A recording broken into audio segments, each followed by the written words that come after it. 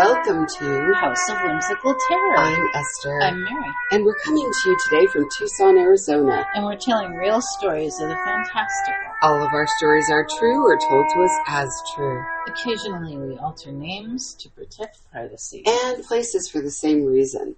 And today's story is... A Letter from the Ether. Yeah. Yes. I like the Victoriana title. Yeah. It's not a Victoriana story, but I know. we love the word ether. Ether. An ether with a letter. There's something really poetic about that. Truly. And there's something poetic about your story today. Oh, I hope so. As a matter of fact. Yes.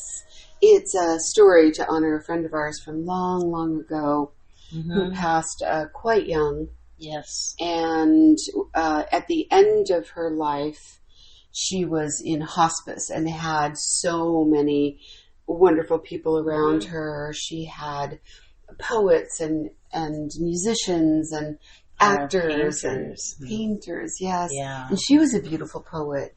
Yes, she was. She could write poetry in English, Spanish, and Nahuatl. How beautiful. Yeah, she was really a remarkable talent and just a wonderful, gentle, lovely soul. Yes, she was. Yeah. Well, right around the time that she went into hospice, I gave birth. Yes. And I wanted to go see her. It was really important. I talked to her on the phone a couple of times, but I wanted to go see her. And, that was her request, was to have everybody around her. And it was just a lot. Like, it was within the first 2 weeks of my brand new baby, and it was just difficult. So I got a phone call from a friend of ours saying, Linda it's the end. Like, if you want to see her, it's now or never. And I said, okay. I said, I will go see her tomorrow. We had also were just moving into a house. So my baby was 2 weeks old. We're moving into a house from an apartment, and I really, really wanted to go see Linda. So it was all happening at once. So I said, I'll go tomorrow. And then I got a phone call from you. Yep. Who, I got on the phone and I said, oh, and I was dressed to go see her. Like, I had gotten ready, I'd been kind of in work clothes trying to get stuff done, and mommy clothes trying to feed my child and all of that. And so I finally dressed up like a human, and I was leaving the house to go see her. And you called me, and the first thing I said is, I'm on my way to see Linda. And you said, she's passed. Yeah. Yeah. And I said, okay. And I had to deal with that. And then I told you that so I just moved into this house, and there was one letter in the mailbox that arrived that day. And on it was addressed to my new address, and it said Linda Coronado.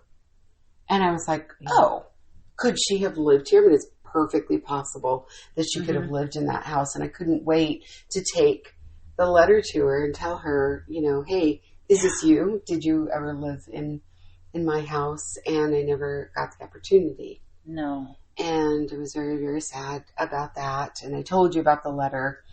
And then we were just quiet, and I think probably crying and trying to get a grip. And then you finally said to me, what did she send you? Yeah. And I hadn't thought of it that way. So I looked down at the letter and I opened it up, and it was an invitation to go back to the University of Arizona, which is here in Tucson. And I told you, oh, she's telling me to go back to school. Yeah. That's right. Yeah. So I think that is what she was telling me. I didn't go back right away, but it was always there in my mind of, do you need to go back and finish my degree? And, this extra kind of push from Linda. Right.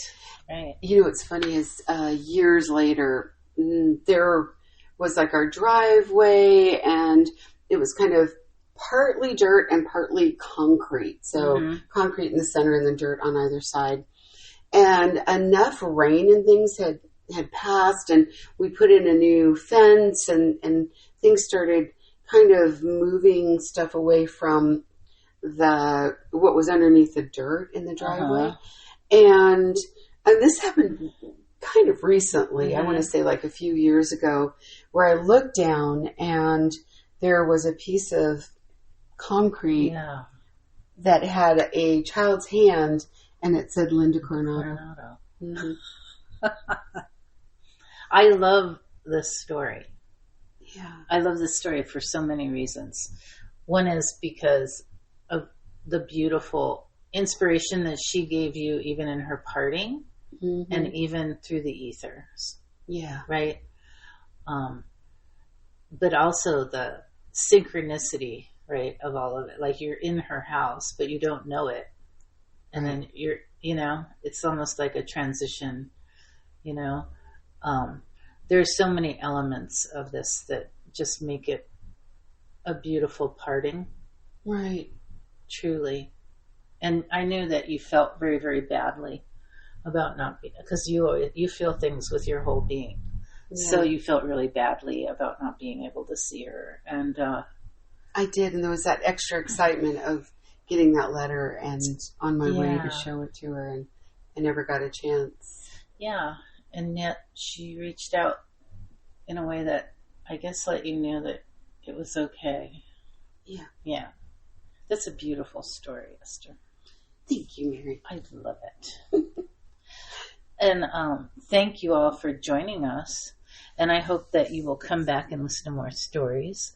But for now, so long, good friends. Until next time, when we meet back at the house.